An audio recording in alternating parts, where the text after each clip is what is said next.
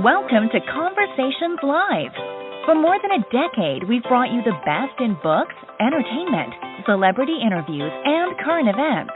When the movers and shakers of the world have something to say to you, they say it to us first. Now celebrating 17 years of broadcasting success, here's your host, Cyrus Webb. And welcome back, everyone, to Conversations Live. I'm your host, Cyrus Webb. Glad you all could join us once again, both for our radio audience here in Mississippi at WYAD 94.1 FM. We welcome you all to our program. Also, those tuning in around the world, thanks to WYADonline.com, as well as through our friends at iHeartRadio and Amazon Music Podcast. We're glad you all could be with us as well. You know, we talk about all the time, not only about being able to have faith in what you want to do, but taking the steps necessary to make that faith really work for you so you can see the results. Our next guest is someone who definitely knows that. We're excited to welcome Doug McCorkle to our program today. Doug is the star of a new documentary that I had a chance to watch. It's called I'm an Electric Lampshade. We're going to talk to Doug not only about his own dreams and aspirations and how he was able to leave comfort to be able to pursue that and what's been the payoff for him, not just in being able to do what he loves, but also inspiring other people along the way. If you all are just now hearing about I'm an Electric Lampshade, of course, we'll let you know where to go for more updates. But, Doug, thank you so much for the time today. Really appreciate it.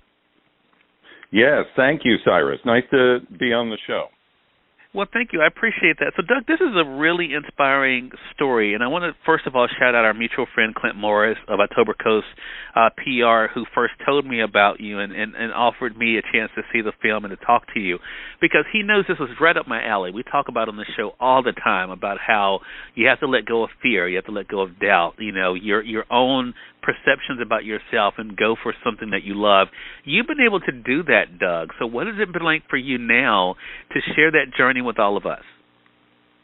Well, it was an amazing journey, Cyrus. I mean, and I'm very thankful that I had the opportunity to do it, that I had the help to do it, and just that I had the ability to go for this. The journey itself was completely outside of my comfort zone. It challenged me in ways that I never could have imagined, because when I started this journey, I wasn't a professional singer. I hadn't been coached in dancing. I hadn't been a performer before. I hadn't even really been an actor before. And I just jumped into the deep end of the pool with no life jacket on and went for it, and got a lot of encouragement along the way from my wife, Gina, from my coaches, from close friends who were encouraging me to keep going. You know, don't listen to the negative voices. Don't listen to the negative voices outside of me who were questioning why I was doing it. And as you said, just going for what I wanted to do and going for the dream, and it's turned out to be absolutely fantastic, better than I could have possibly imagined. Doug, is one of the side effects of it, or is it what you hope would happen, that people have been inspired by you? Because a lot of times when we do what we're meant to do, we, of course, reap the benefits, and then the side effect, as I normally call it, is that other people are inspired by it as well. Did you hope that people would be inspired by your journey, or is it something that just happened because you went on the journey? No, it was one of the goals of the film when John Clayton Doyle, the writer and director of it, and I originally spoke about it, was to inspire people. We had a number of different goals, all of which, thankfully, we achieved. But inspiring people to do things, especially later in life, was clearly one of the goals of the film. Because I had heard way too many stories from people that I knew who either hadn't retired yet and were thinking about retirement but weren't doing it because they were concerned about what they were going to do. Or I was hearing from people saying, I'm too old for that, you know, I can't do that, oh, my time to do that is past. You know, there were just so many negative voices that you heard all around you, and I kind of think in some ways it's socially acceptable that people just say, well, in retirement, you know, it's too late for this, it's too late for that, and you know, if you only go around once in life, I mean, why don't you go for the gusto at whatever age you're at. Challenge yourself and challenge yourself and surprise yourself and go beyond what you think you can do. And that's one of the things that I wanted to show in the film. Yeah, and I'm so glad you said that, because, Doug, that brings up this important question, because, I had the privilege of growing up with my grandmother and my parents who told me that I could really be anything. I was literally told that. So I never had any doubt per se of what I could do. I knew it was just incumbent on me to do it. But we all know that, especially young people, my brother used to want to be a firefighter and a police officer and all these things, and then as life happens, we let go of that. Take our audience back. When did your love of music, when was that seed first planted for you? Well, I've always loved music. Even in all the years that I worked in the corporate world or in public accounting, I've always been a fan of music, and I've always loved watching live performances and loved going to concerts and always was enthralled by it. But the idea to actually perform really didn't come about until 2014 when I had a supervisor at work who was retiring, and I didn't want to do the normal retirement party, speech, that type of thing. I wanted to do something completely different. And so I made a music video. And that was my first, kind of dipping my toe into learning to sing and learning to dance and being in front of a camera. And I admit it, I loved it. It was just great, and the music video got a standing ovation. It was a complete surprise to the person who was retiring, and it was just really enthusiastically received, and I got the bug. And so, John Clayton Doyle, who was the choreographer for that original music video, and I kept working together, and we came up with the idea originally to do a short film. And organically over time, because we made this film over a period of 5 years, organically over time, the more we did, the more we filmed, the more the picture grew, the more the storyline grew, until it became the feature-length documentary hybrid film that it is today. And it was just, I couldn't be more pleased.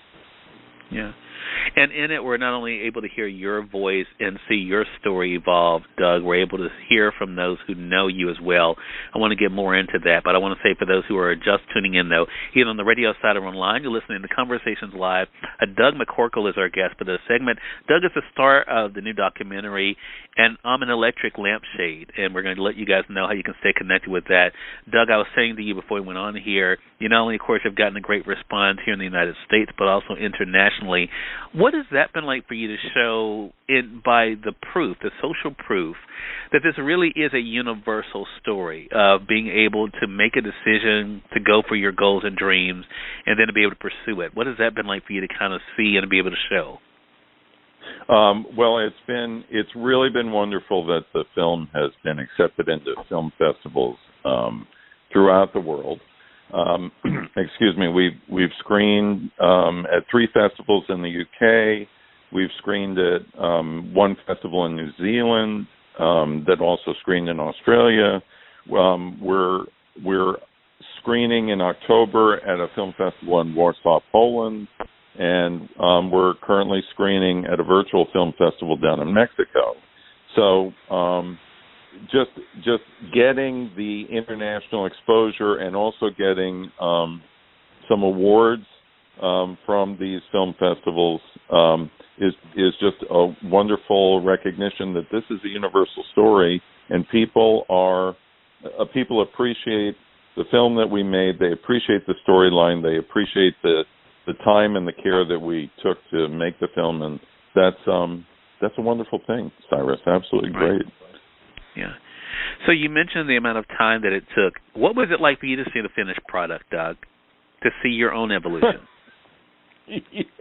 Well, the first time I watched it from beginning to end, I was involved in the editing process, of course, but when you finally see the finished product for the first time. There are parts of the film, frankly, that I kind of squirm and go, ugh. And then there are parts of the film that, I just love, including the live concert. But it takes Doug from the journey as the former, nerdy-looking corporate accounting guy to, Doug the performer. And, when you watch that transformation, you realize that in real life also, that is the transformation that took place in real life too.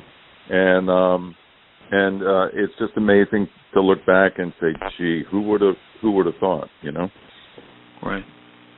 So not only were you able to showcase what you love to do when it comes to music, but also you mentioned earlier about you were kind of ticking through the things you hadn't done before, acting, that kind of thing. And now you're able to kind of bring it all together into this one project. As we are also, of course, dealing with, a pandemic, and everything else that's happening in the world, are you still having those wow moments at this point? Well, I think the wow moments for me now, Cyrus, are just are just hearing the reactions from people that see the film at film festivals and hearing about it on social media, and also when we win an award at a film festival for the film. I mean, that in itself is a wow moment. When you work so hard on this for so many years, you really kind of hold your breath at the end and go, well, now we'll see what people really think of this thing. And the outpouring of positive waves from it has been absolutely great. Yeah. What was your hope, Doug? It would have been one thing for you to just be able to write a book, and hopefully you still will, because I would love to read that. But what was your hope in being able to craft something, working with the team that you were, and being able to now to bring this to the screen? Because that is, of course, in itself, the dream of so many people to have their story told on, on film. But what was your hope in being able to accomplish that feat? Well, I think I would have to say, Cyrus, that the hope for me was that it would inspire people to also step outside their comfort zones and do something they've always dreamed of doing, no matter how old they are, and just go for it. Don't listen to all the excuses of why you can't do it, and instead just go for the gusto. Because as I said before, if you only go around once, why aren't you going to try what you always dream of doing? Even if you fail, at least you can look back and say you tried. Even if this film had failed, which it hasn't, thankfully, but if it had, I could still look back, Cyrus, and say, you know what? You went for it. You gave it your all. I have no regrets about that, and I think that's really what I'm trying to portray. Yeah. You just brought up something, Doug, I want to explore a little bit, because one thing that has happened to me in doing this show now over the years is that I've even begun to reevaluate what failure is.